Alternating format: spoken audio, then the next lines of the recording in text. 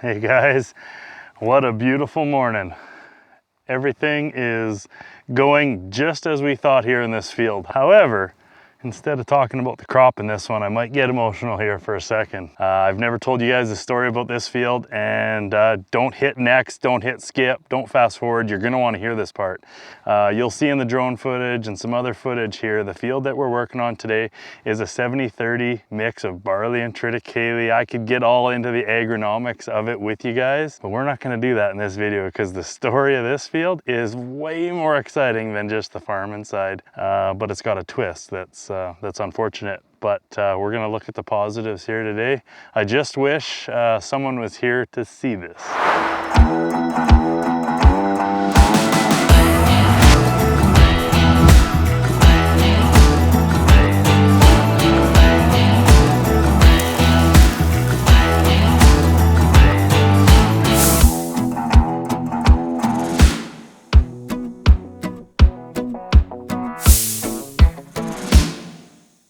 A good friend of mine, Frank, unfortunately passed away too early, and this was one of his fields. And this was a bit of a passion project for us both. But going back to Frank for a sec, he's riding with me today, so. Whew. All right, so why this is so important is it was a passion project for both Frank and I. I really liked Frank, and we didn't know each other long enough. I know everyone has that in their lives where you meet somebody too late in your life and they're gone before you know it. But the neat thing here, if you look around me, you see some crop. Well, yeah, we've shown you lots of crop in our videos before, but this crop is different than that. Because look behind us.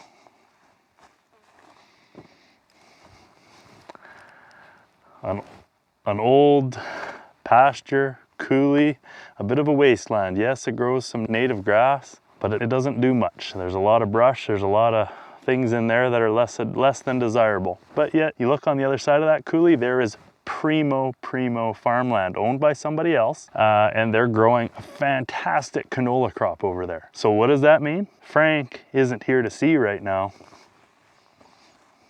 This, which is the first crop this land has ever seen. In the history of these acres we're farming today, this land has never been cropped. I know you'll hear people complain about farmland being taken out of production, tearing down jungles, and yes, that can be bad. However, this is productivity. This is regenerative agriculture. This is sustainable agriculture. What we've done here has taken very expensive per acre price farmland, which used to be the exact same on all this flat stuff we're standing on. It used to be all the same condition as what's in that coulee over there. And it was pastured since the beginning of time. So what we did is this landowner bought this land, put a beautiful house on it, and we've became quite close friends as well. Very much value that relationship and where that relationship's going. But Frank was a big part of that, and Frank introduced me to this landowner, and Frank said, "David, can you give me some help here?" Frank was a cattleman, local rancher, cowboy, and he said, between the two of us, we can turn this place into something. Well, actually, between the three of us. Sorry, I forgot about the landowner, the most important guy. Sorry about that. You know who you are. I didn't mean it that way. So yeah, between the three of us, we could turn this into something. So what that means and why this is regenerative, sustainable, and progression is this is the very first crop this has ever seen. So you say, oh, okay, cool, David, you just threw your drill into a field and started cropping it, maybe a bit of spray? No, it's far better than that. So here's a quick story, guys. Frank and I, one night, we staked out this whole property. It's a half section of land. And we said, okay, what needs to be a riparian zone? What needs to be left for pasture? What needs to be left in brush? Leave the natural habitat, leave space for wildlife. We walked this whole half section. I still laugh about that because Frank went to the local hardware store and bought a whole bunch of survey stakes, and he grabbed about a half dozen, 20 in his hand and a hatchet, and we went walking. I said, no, Frank, we're gonna need more stakes than that. And we each threw a whole bundle of survey stakes on our shoulder, and we ended up using them all. We're walking about right where I'm at, right here, looking at that block of trees. Frank says to me, you think I could hit that tree right there with this hatchet and make the hatchet stick in the tree? It's like, Frank, we're like 20 feet away. No way! I feel like that guy, he's from somewhere here in Alberta where he's like, what? No way. What? No way. With a bundle of survey stakes on his one shoulder, he says, watch this. And he hucks that axe and stuck it right in the middle of that tree. I don't know if Frank was a lumberjack in another life, but he stuck that thing. And I don't know if you can see this. Straight, this tree is 6 inches in diameter. He stuck that axe right in the center of the tree. And it didn't like bounce and get stuck in the tree, no.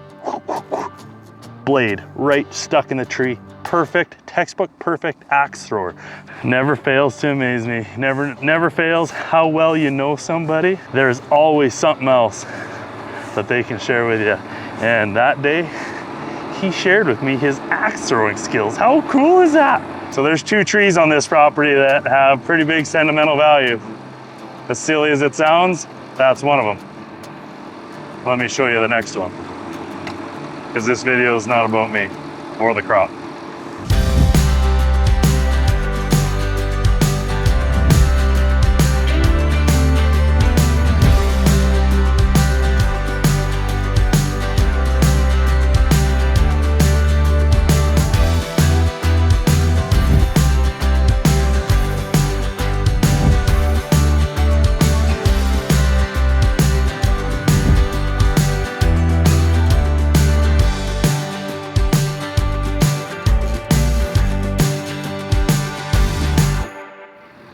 This is fun. This is smiles all around for a million reasons other than just the farming reason. And now, this little daddy right there. Might not be much to you guys, but it's a lot to me. Another quick story. We're trying to make this a little different, a little more unique in homage to Frank here. This is the only spruce tree, wild, original, native spruce tree on this whole property. And why does it have a few pieces of pink duct tape on it, you might say? Well, as much as Frank was super cool and could throw a hatchet, I found out that day he had a fascination with spruce trees. He loves spruce trees. This is the only one on the property, and it's kind of on the edge of a wetland, so we were leaving the wetland anyway. We weren't going to be farming it. There was a bunch of poplar trees all right here. But Frank said, no, that spruce tree has got to stay. And at the time, I kind of challenged him on it. Another pink ribbon there. I kind of challenged him on it and said, well, the equipment's here, but he wouldn't. No, he put survey stakes around it, around the wetland, and put a few more stakes in the ground. Good thing we were carrying bundles. But nope, that spruce tree had to stay. And he even got the landlord's wife on board with that one and said, no, the only spruce tree, it's gotta stay. So, well, now that Frank isn't around to give me a hard time about that tree and farming around it, I'm perfectly okay with it. I will farm around this tree to the end of time because it reminds me of Frank and that awesome day we had here. We had lots of good days here, but just to share with you why this video is as cool as it is, things like that tree and that other one I told you about are big parts of that. So, you know what? I wish I didn't already eat my lunch. If I hadn't, I would have sat under that tree and had lunch with Frank. I'm gonna make a note that whenever I'm here working in this field, that's the lunch spot. So, back to work.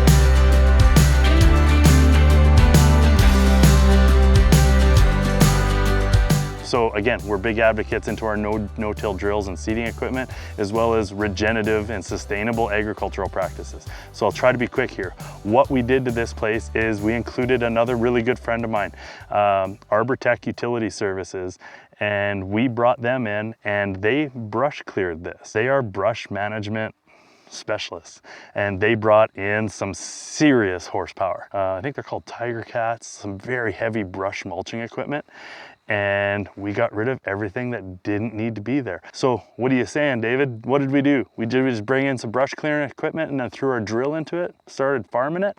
No. So for the last 3 years, we've been cover cropping this, and we've been cover cropping this whole, what we would now call arable acres, and we've been cover cropping them with everything from turnips, radishes, brassica, so lettuce, all of these soil building plants. And every year we've been bringing in cattle. And so yes, there's water on this property. There's a ton of pasture land that is still pasture land down in that coulee. The landlord has put up new fencing, so now we can control farmland versus pasture land. Last year we put oats in here on just the headlands to give some crop density to the headlands so that we could naturally compete against some of the wooded species that were trying to come back into the field. So we've used agriculture in a way that it works with itself, and we can do things without just throwing $1 million at it and a bunch of spray and bad harmful things. We converted this from pasture land and kind of decrepit old pasture land into something that can actually be used. Now that we've got this into farmland, around these wet lying areas, we did brush clear a couple of them just to help speed up the process. But now that we are farming all the ground around it, those low-lying areas we can now farm through. Yes, they do get wet in the spring. They get wet at certain times of year and in high rainfall events. From an erosion perspective, we've actually increased it. So if anyone thinks we've gone the opposite way, it's actually incorrect. We're going forward. So between those low-lying areas and some of the coulees or perimeter headlands around here, there used to be a deeper trench where once those low-lying spots got full enough, the water would run above ground, which is erosion, obviously, and it would run above ground to these riparian zones, tree lines, belt lines, headlands, well, what we now call headlands, or behind me, back down to that coulee. That's erosion. So the cool thing, in the last 3 years, since we've done all this work and started cover cropping the land, a little bit of tillage to help incorporate all of that organic matter and wood chips from the mulching process, we've incorporated them into the surface. We have never brought in heavy tillage like a plow or anything into this field, just vertical tillage discs after the cover crop was terminated. And we've incorporated all that organic matter back into the soil. We've never taken anything off of here other than when the cattle leaves whatever has left in the past. The feed that was in their stomach is all that's ever left here. So now all these low-lying spots in the last 3 years no longer have those swales or erosion spots where the water has traveled above ground. Now that all of the land is arable again, where the water lands, it's more likely to stay there. Versus when this was in the old pasture that it was, the ground was very hard and not producing very well. So a lot of the grasses were even root bound and sod bound. So that would actually slow down the water absorption rate, that when you did get a high rainfall event, that the water could absorb into the ground. So we've used our RanchWorks soil aerator, which you guys have seen in other videos. That was one of the tools that we've used to help rejuvenate this land, was something as simple as our soil aerator. So anyways, from an erosion perspective and a soil health perspective, we've done more for this land than what it was doing naturally. So yeah, I'll stop talking and get back to work.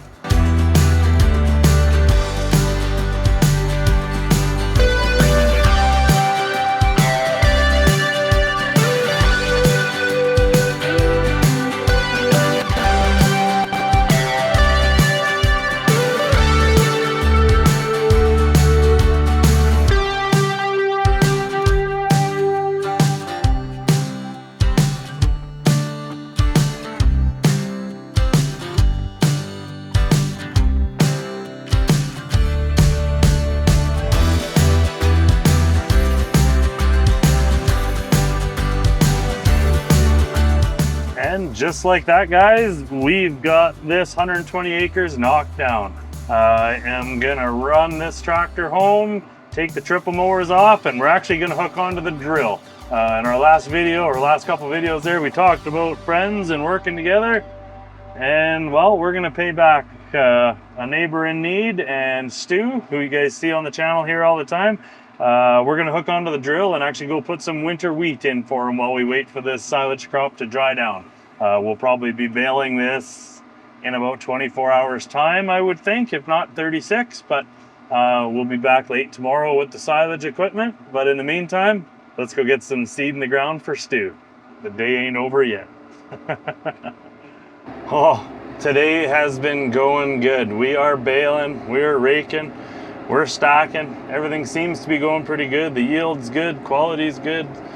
So smiles all around. Kyle, he's full of good ideas every once in a while. And he said, how cool would that be if pizza could deliver? I said, yeah, that'd be pretty cool. Little does he know, I ordered pizza and had it delivered to the field. We're like 10 miles from town. Oh, tractor pizza. Oh. We've got a local family-run pizza joint here nearby in town. They're a fantastic family, make some of the best pizza you'll ever put in your face. And the delivery driver there, he's hilarious. He doesn't know it's us when he's coming to deliver to the field. So he's just talking to someone random and delivering pizza to some farmer out in the field. And every time he's like, why didn't you tell me it was you? Well, we're always at a different field. If I told you it was me, you might think we're over there or over there. He'd never been to this field before. So just here when we're doing something new in this field, taking the first crop off of this land in the history of the planet. I'm not sure pizza's ever been delivered to this field in the history of the planet either. So anyways, I better stop rambling and phone these boys. Tell them we got a surprise. Didn't get a chance to film much today. It's been a crazy day here trying to finish up this field, and our drone has some technical issues and we were a little bit short-staffed, and it's just crazy busy. There's been 3.5 of us working here full-time over the last 24 hours. This field has ended up doing really good.